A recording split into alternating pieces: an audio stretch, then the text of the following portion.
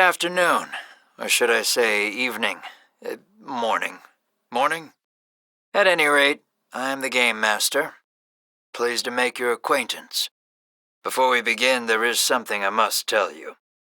You see, my job is to draw you into this world with my voice and cards, which is why I believe it best for you to play with the sound on.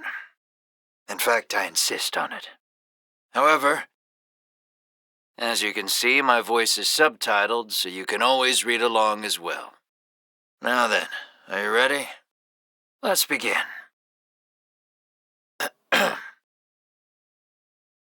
Welcome to Voice of Cards. You are about to take the first steps of your adventure. Through a realm of sword and sorcery you will travel, battling bloodthirsty monsters as you strive to realize your ambitions. I have every faith you will accomplish great things here. I am merely a witness to your exploits. Now then, your departure draws nigh. May your journey be a safe one.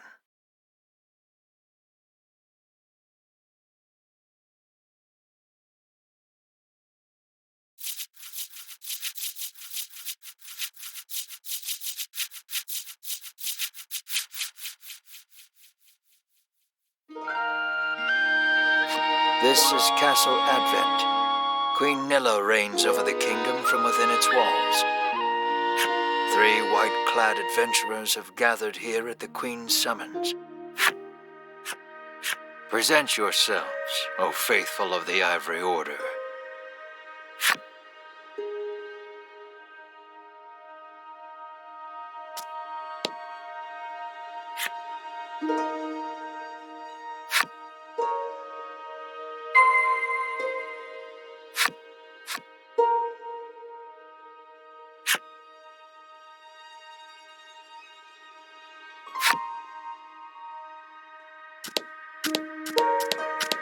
You cannot leave. Present yourself to the Queen at once. I am one of the guards charged with the castle's protection. I take not a single step from my post. I am one of the guards charged with the castle's protection. None shall pass me without permission.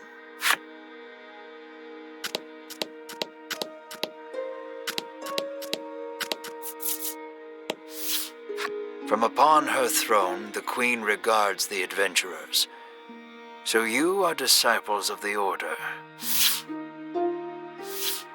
The youngest of the 3 steps forward. She holds herself with well-born grace. I am Winifred of the Ivory Order, Your Majesty, she says. I lead this fellowship. She bows, glancing to her 2 companions.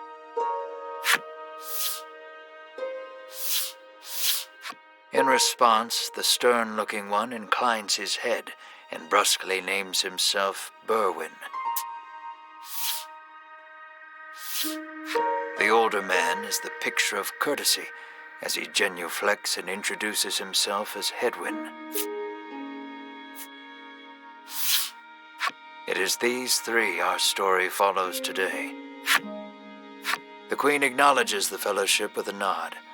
In a soft voice, she explains her errand. Someone has stolen the royal treasure. I bid you reclaim it. Under normal circumstances, I would entrust this to my soldiers, but I do not wish to spread thin my forces with the recent monster troubles. It seems the troubled Queen is judged she can entrust this matter to none but the Ivory Order, beloved of the people and unmatchable in battle. It is our honor to serve you, Your Majesty, and thus the quest falls to the Fellowship. Short of any clues that could lead them to the culprit, however, they press the Queen for further information.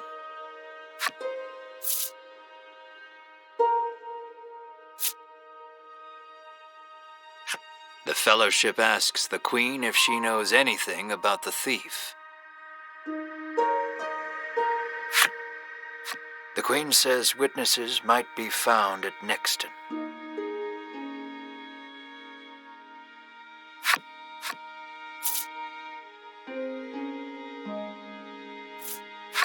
The Fellowship asks the Queen what the royal treasure is.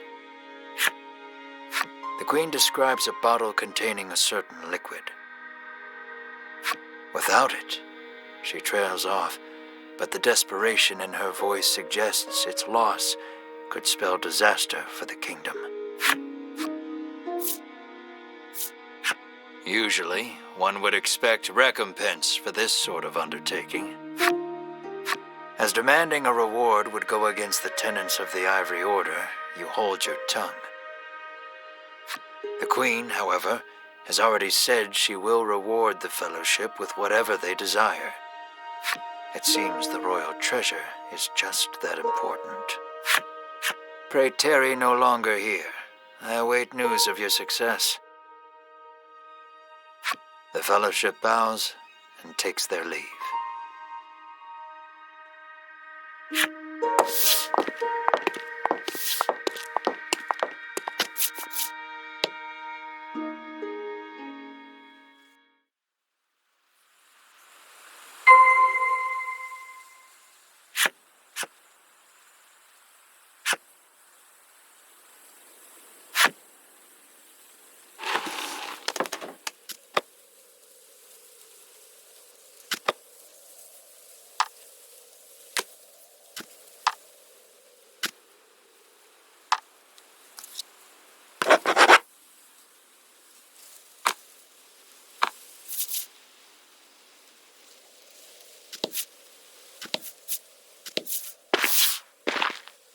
We can waste no time finding the treasure. Winifred strides toward town. Wait, cries Berwin, blocking Winifred's path. A monster. You dare stand in our way? Hedwyn scowls at the foul creature. It lunges at the Fellowship.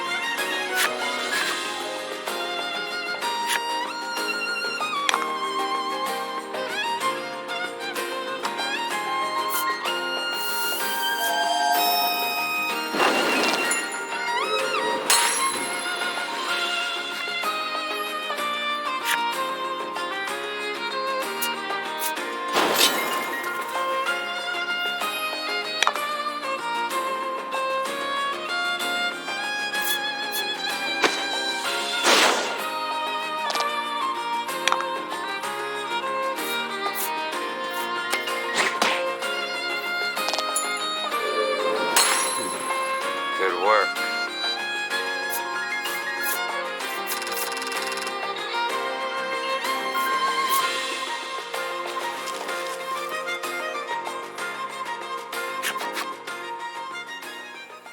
Winifred heaves a disgruntled sigh as she smooths her rumpled garb. Showing no signs of weariness from battle, Berwin silently wipes the monster's ichor from his weapon. Hedwyn inspects the remains of their foe. The Queen spoke true, he mutters, his face masked in contemplation. Winifred gives a grim nod at his words. Mayhap the treasure's theft and the monster's behavior are connected somehow. First things first, the Fellowship needs to gather more information. To Nexton they set their sights.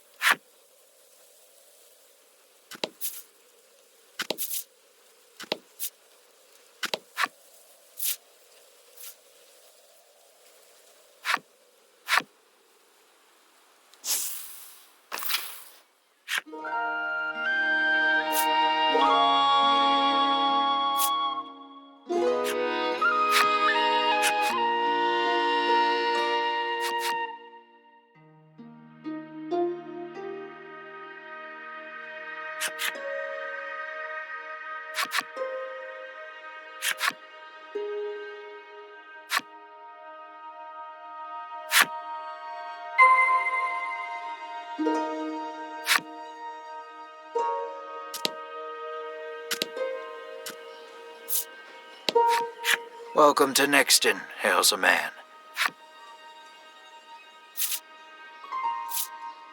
The Fellowship asks if he's heard anything about the theft of the royal treasure. The man's eyes widen. He leans close to Winifred and whispers something in her ear. Welcome to Nixton.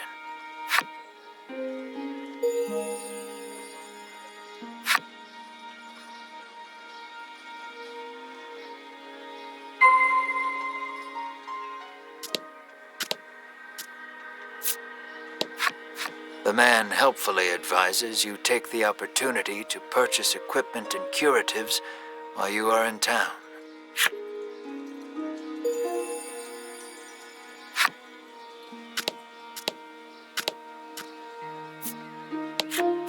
I'm too scared to leave town with all those monsters out there, the woman sighs.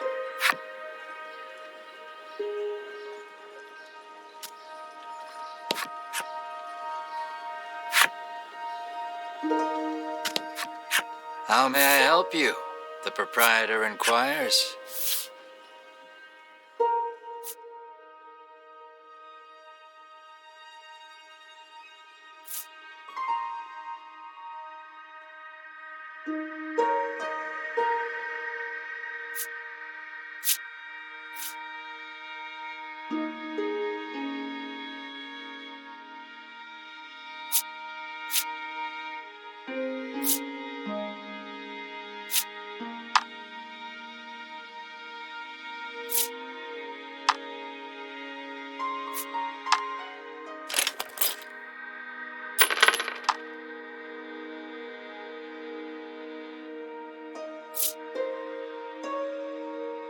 Will that be all?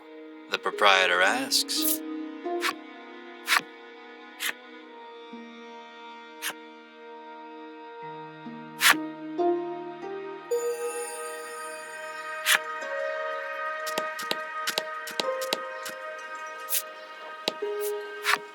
A woman sits hunched over by the side of the road. Upon catch, she sprained her ankle and needs you to take her to the nearby apothecary.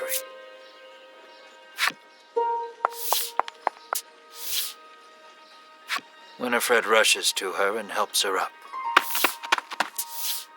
Berwin lifts the woman onto his back, and the Fellowship sets out in search of an apothecary.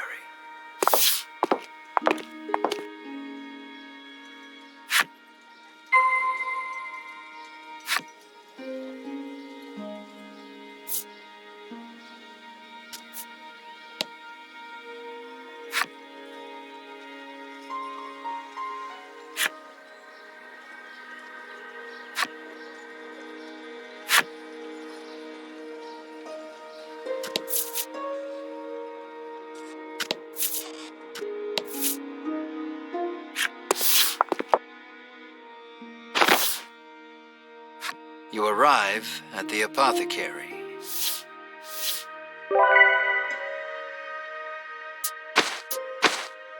After taking a curative, the woman begins hopping up and down. Nothing holds a candle to Ivory Order medicine, she beams. She turns to the Fellowship, her eyes widening in surprise. You three. It seems she's only now realized the Fellowship are disciples of the Ivory Order. The woman takes each of their hands in turn, thanking them for their service. The Ivory Order is famous for providing medical supplies throughout the realm, and indeed the wider world. Every smile the Order brings to someone's face makes Winifred proud to be a disciple.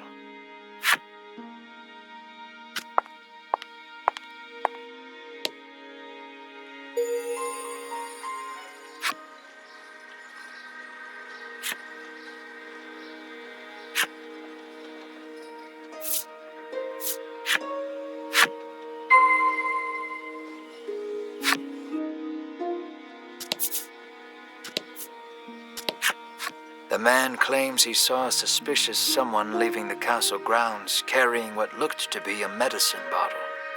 He didn't get a good look at their face, but says they were nothing but skin and bone. The Fellowship thanks the man for the useful information.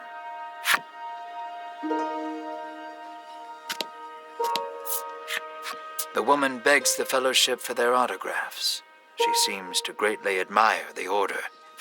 I know there's nothing to worry about with disciples of the Order here, she says, relief flooding her features. Upon asking, the woman says she was attacked by a monster outside of town. A strange creature, she says, nothing but bones, and it clutched a bottle of medicine as if its life depended on it.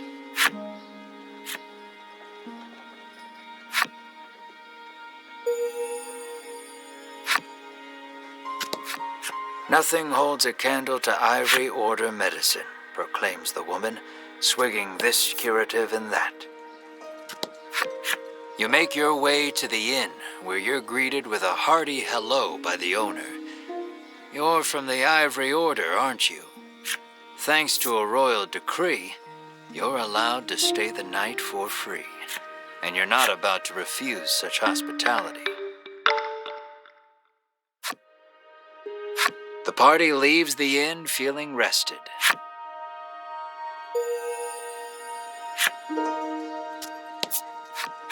Apparently, there's a monster lurking around the outskirts of town stealing medicine, and only medicine. Rumors claim the monster fled to the west. Thanks to the information gleaned from the townsfolk, the Fellowship is all but certain of who has stolen the royal treasure.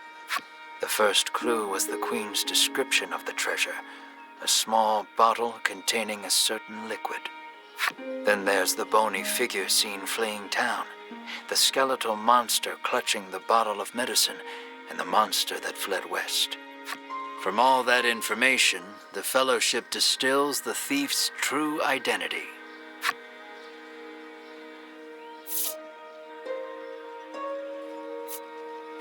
Realization strikes Winifred.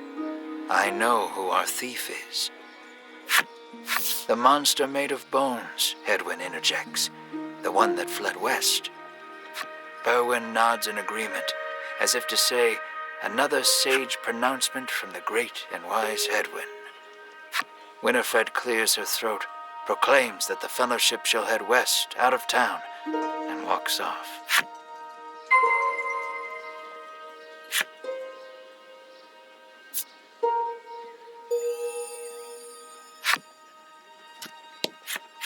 How may I help you? The proprietress inquires.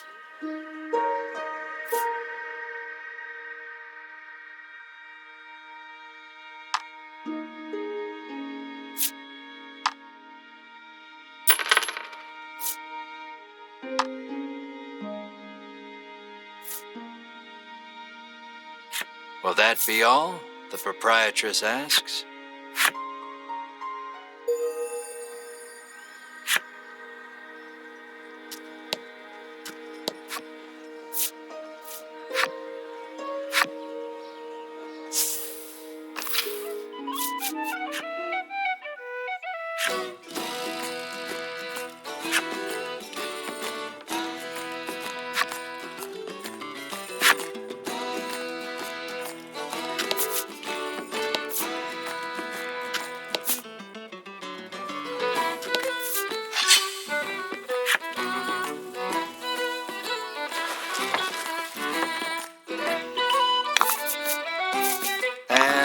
Fight.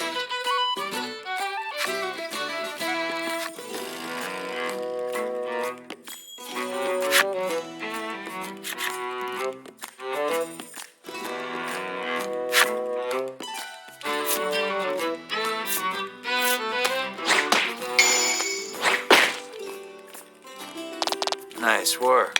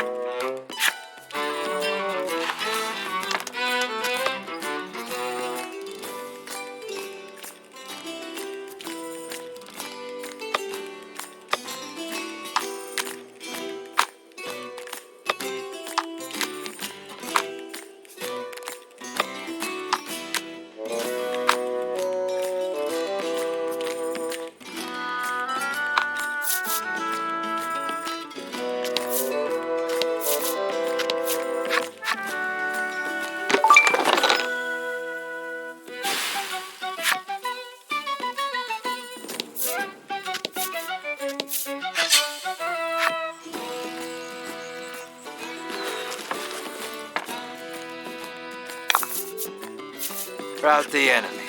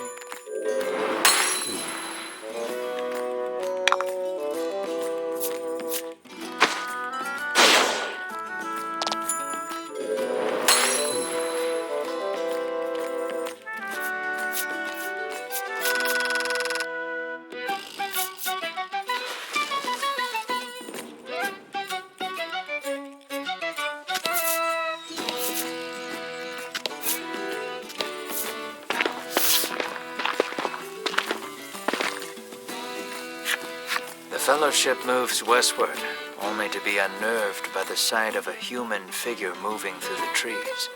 The presence of large packs suggests a traveler.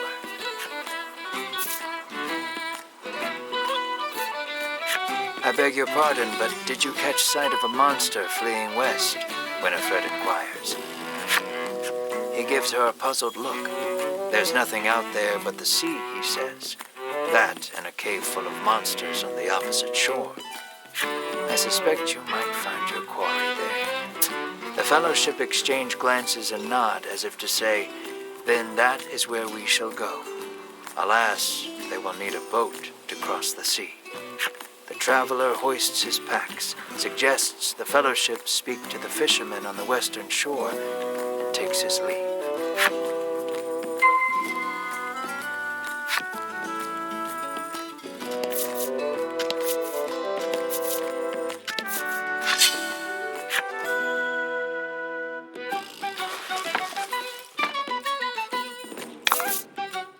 Rout the enemy.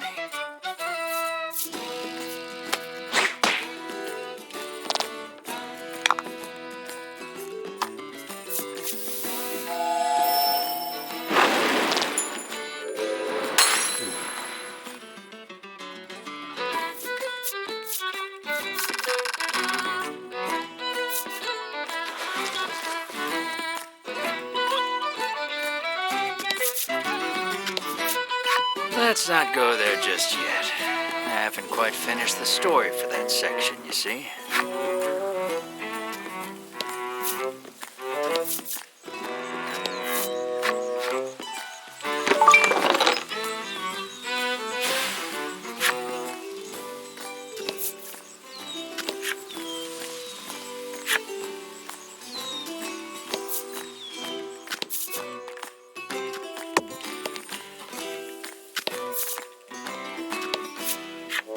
The Fellowship comes upon an anchored ship.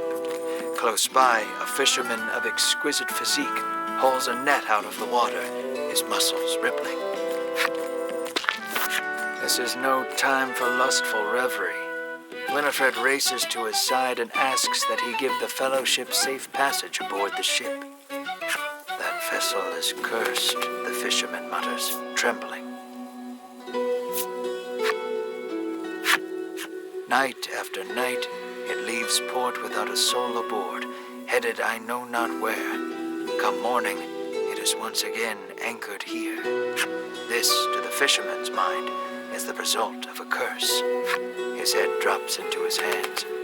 With but a single dispeller, I am certain I could lift it and sail away. Alas, the Fellowship find themselves without any dispeller. They resolve to return to Nexton and find some.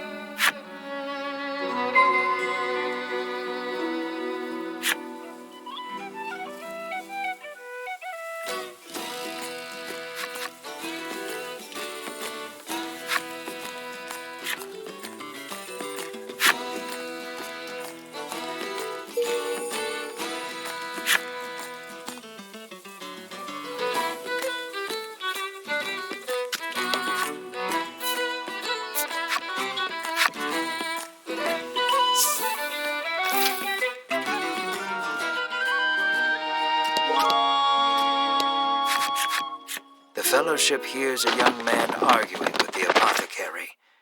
"Make it cheaper," he bellows. As the fellowship approaches the door to intervene, the young man bursts out of the shop. He storms past Winifred, nearly crashing into her. "Watch where you're going," she shouts after him. But he makes no move to apologize, instead squaring his shoulders and walking off. "What a hateful little man," grumbles the apothecary. Winifred vows to teach him proper manners should they ever meet again. "How may I help you?" the proprietress inquires.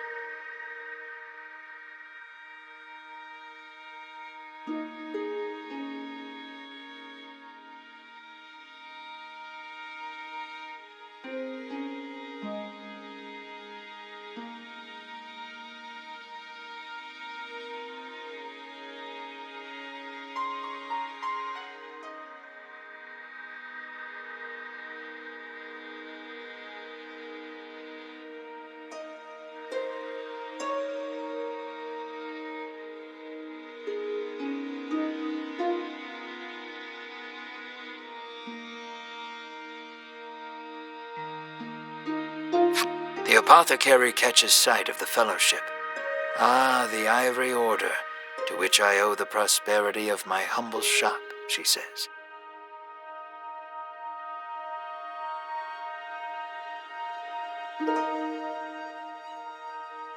She gestures to the drawers filled with her wares. "Pray, choose one of my concoctions and take it at no cost. It shall be a token of my thanks to the order." The fellowship insists they will pay as any other customer would, and sets about browsing her wares.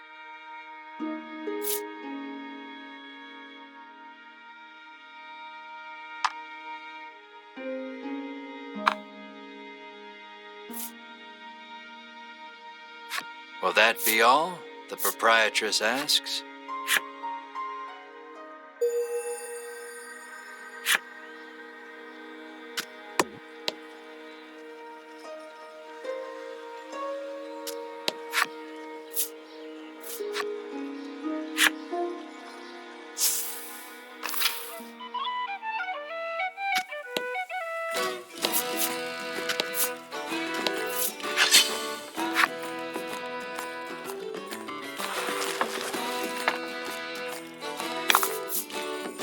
About the enemy.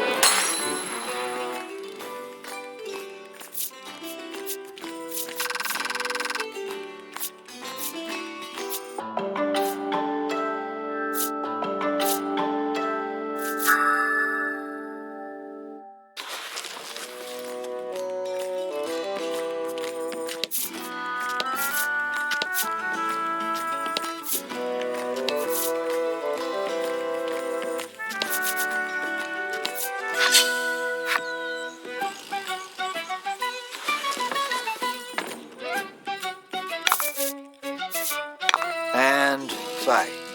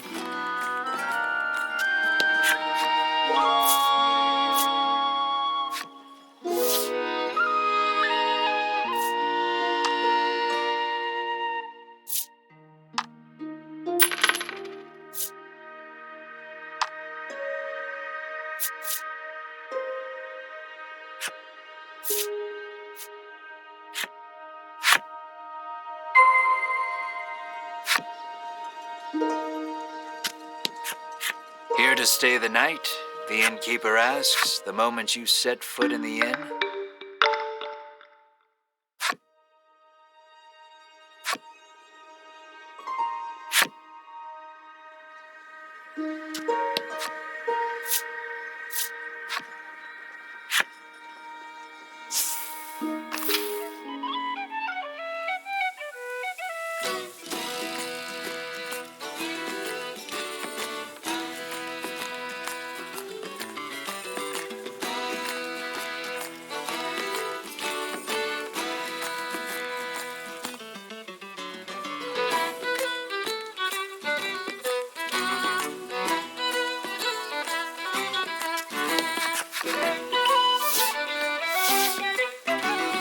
Winifred hands the despairing fisherman a dispeller and asks again for safe passage to the cave beyond the sea. The fisherman snatches up the concoction, so delighted that his pectoral muscles begin twitching. The fellowship politely ignores this fact. He opens the bottle and proceeds to douse the ship.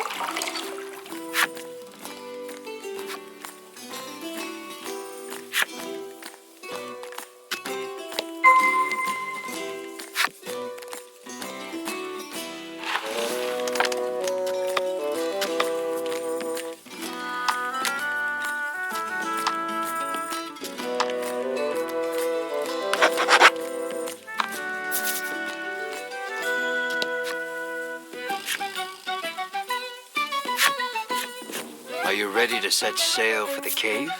The fisherman asks. All right then, just let me know when you're ready, he says cheerily.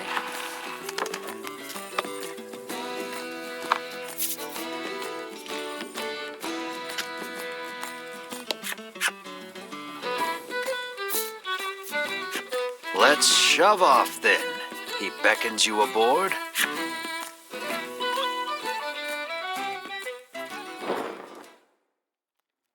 The Fellowship arrives at the mouth of a dank cave, its damp, rocky expanse threatening to swallow them. Monsters could come pouring out at any moment. The fisherman has anchored the ship in the cove.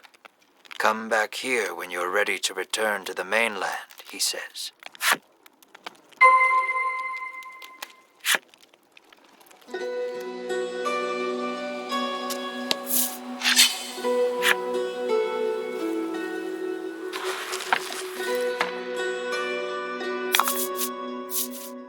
And fight.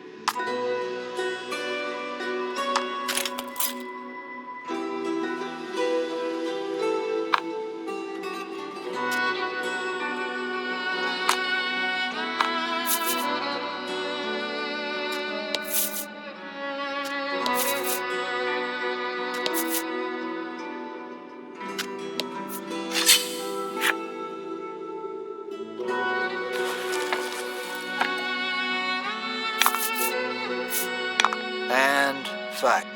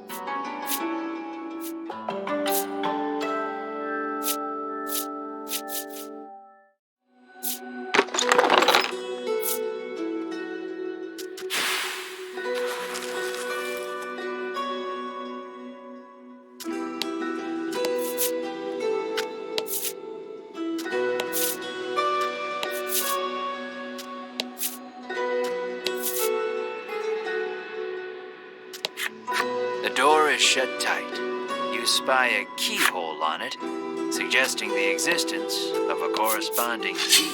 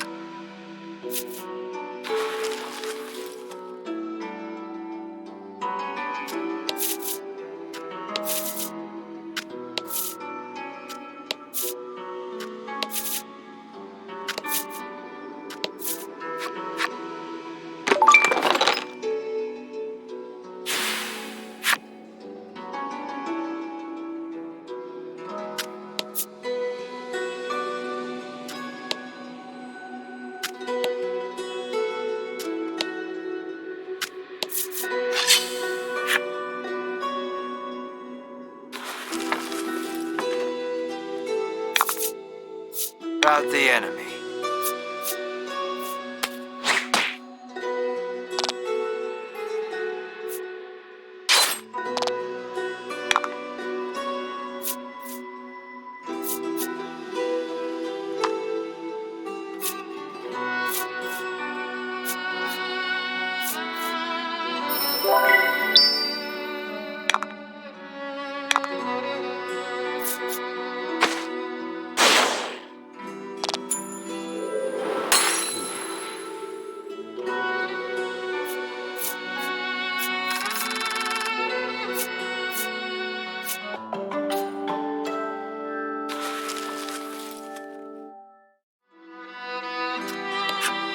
The door before you is shut quite tightly.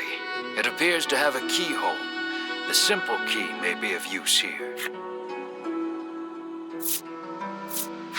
The Fellowship slides the simple key into the keyhole and turns it. The lock opens with a thunk.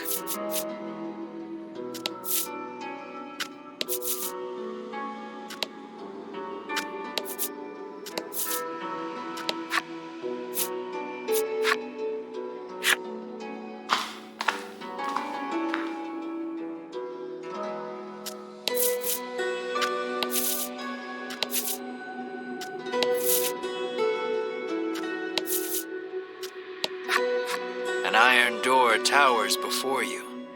It has rather conspicuous handles.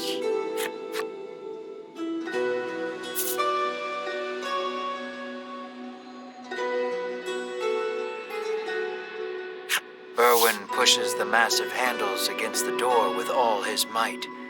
It moves not an inch. Berwin gives the door a roundhouse kick out of pure frustration. As his foot connects, the door trundles to the side. So it was one of those sliding contraptions.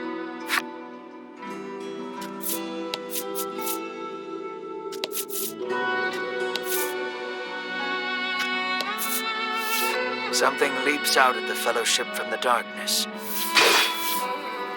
Winifred deftly parries the attack with her staff. Edwin looks fondly at Winifred, only to have his reverie interrupted by Berwin's cry of, "It's coming back."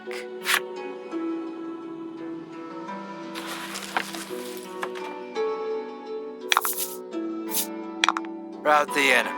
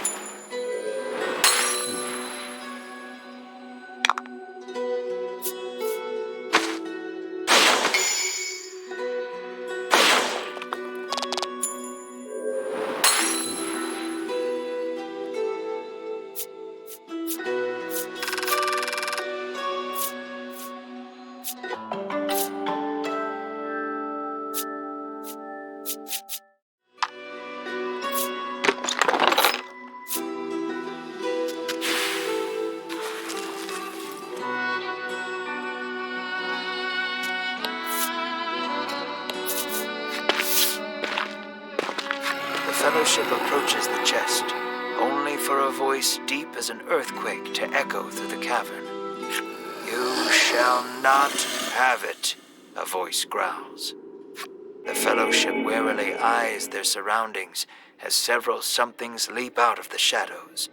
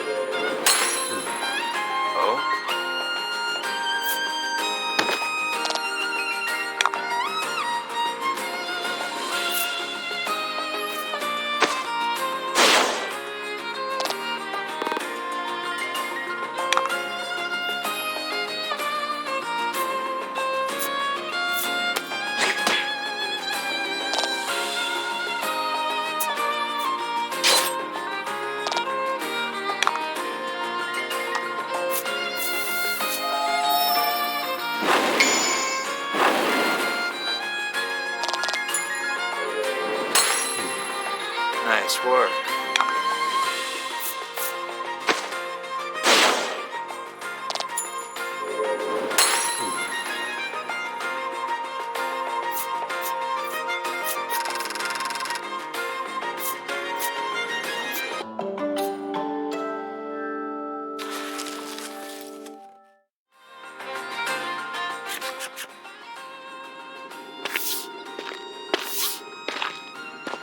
Winifred neatly steps through the fiend's remains and opens the chest. Inside is what appears for all the world to be an ordinary medicine bottle. At last, the royal treasure is in safe hands once more, Hedwin sighs. Winifred and Berwin nod in agreement. Treasure in hand, the Fellowship exit the cave, exulted. In time, the Fellowship find themselves before the Queen once more. They offer her the retrieved treasure. As reward for the arduous task of returning our prized possession, I bid you name anything you desire, she proclaims. She is positively beaming and seems prepared to shower the Fellowship with riches, whether they demand them or not. But at that moment, a massive roar, the likes of which had never been heard before, shakes the entire castle. As the roar recedes, one of the royal guard, pale as a sheet, bursts into the royal hall. He struggles to gather his breath. Just now, over the castle, a dragon, he pants to Queen Nilla. A dragon. So the great evil has returned. Queen Nilla turns her gaze to the sky, dumbfounded. So the monster troubles are connected, Hedwin says so under his breath, so the Queen does not hear. A profound silence settles over the royal hall. The Fellowship stand tall, unflinching, as though they know what must be done in the face of such a crisis.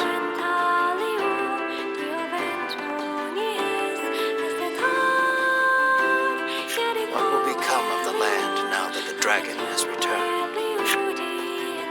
I'm afraid that we'll have to wait. We're all out of time for this portion of the adventure. Don't you worry. We'll continue the tale another time. I look forward to our next session. Until then, I bid you good day. Farewell, friend.